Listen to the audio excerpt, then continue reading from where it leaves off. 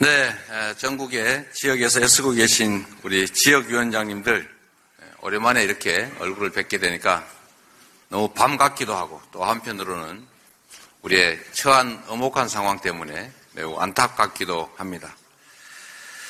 정말로 먼 길 오신 분들이 많으실 것 같습니다. 우리가 영남 지역에서 정말 이름 없이 빛도 없이 고생하시는 위원장님들, 또 강원 충청에서 정말 어려운 지역에서 애쓰시는 지역위원장님들 각별히 환영하고 또 감사드립니다. 박수 한번 부탁드립니다.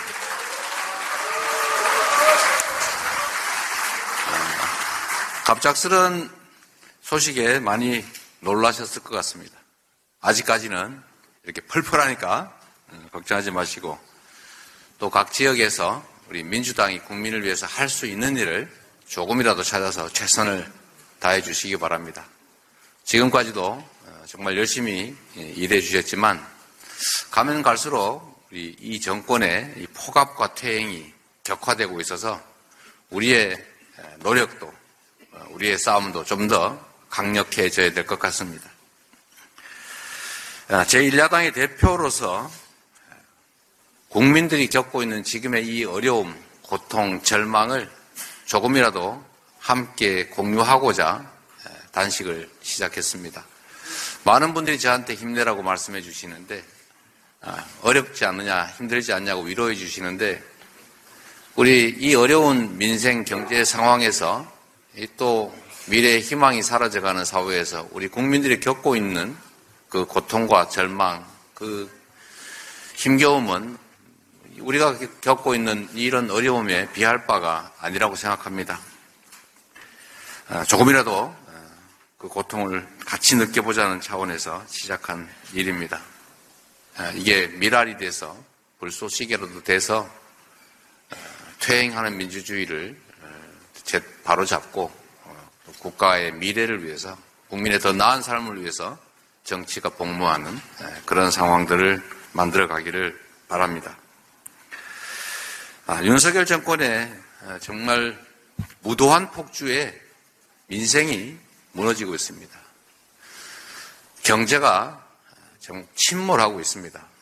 우리가 상식적으로 봤을 때 기업과 가게 영역이 힘들어지면 정부 재정이 이를 뒷받침하는 게 경제학 그리고 재정학의 아주 초보적 이론입니다. 이 정부가 그 내용을 모르는 것인지 또 알면서도 일부러 그러는 것인지 정말 모르겠는데 지금 와서 생각해 보면 알면서도 일부러 그러는 게 아닌가 하는 생각이 들 정도입니다. 재정의 역할을 늘리기는커녕 이 어렵고 힘든 시기에 재정의 역할을 오히려 축소하고 심지어 우리 미래 산업을 위해서 미래 경제를 위해서 반드시 필요한 R&D 예산을 대폭 삭감한다든지 또 우리 국민들 중에 가장 많은 어려움을 겪고 있는 청년들 지원 예산을 싹둑 잘라서 희망의 근거조차도 없게 만드는 이 정책이 대체 이해가 되질 않습니다. 그 외에 아까 사회자께서도 지적하셨지만 이태원 참사나 오송 참사에 대해서도 누구 하나 책임지는 사람이 없고 진상규명도 제대로 되지 않다 보니까 다시 이 일이 발생하지 않게 하는 재발 방지 대책이라고 하는 것을 생각하기도 어렵고 결국은 똑같은 일이 다시 반복될 수밖에 없는 이 상황이 참 안타깝습니다. 후쿠시마 이제 핵 오염수가 아니라 이제 처리수라고 한다는데 우리는 핵폐수라고 불러야 마땅할 것 같습니다.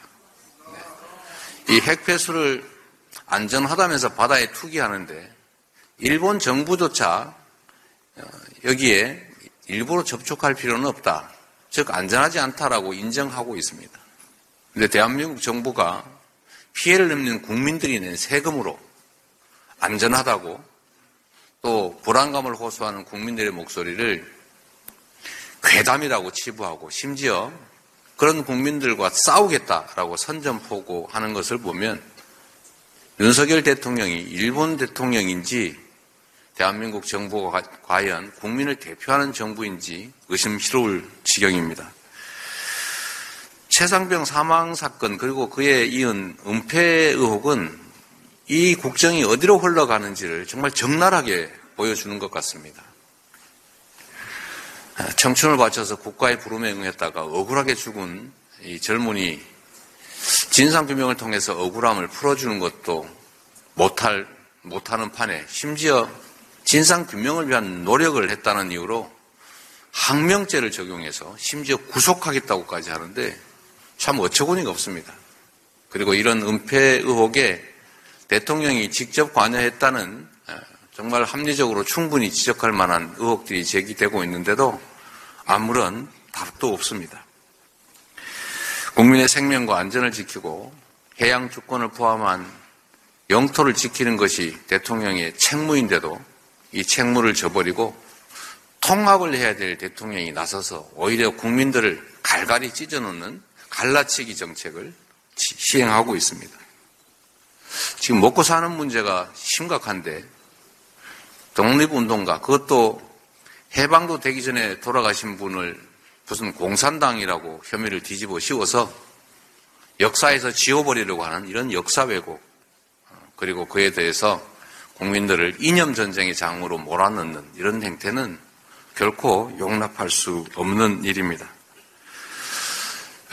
우리를, 야당을, 또 정부에 대해서 비판하는 사람들을 반국가 세력이라고 하는데, 제가 보기에는 국민이 맡긴 국가 권력을 악용해서 그야말로 권력을 사유화하고 자신과 또는 가까운 사람들, 자신이 속한 정치 집단의 이익을 위해서 남용하는 것이야말로 반국가적 행위, 국기문란 행위 아닙니까?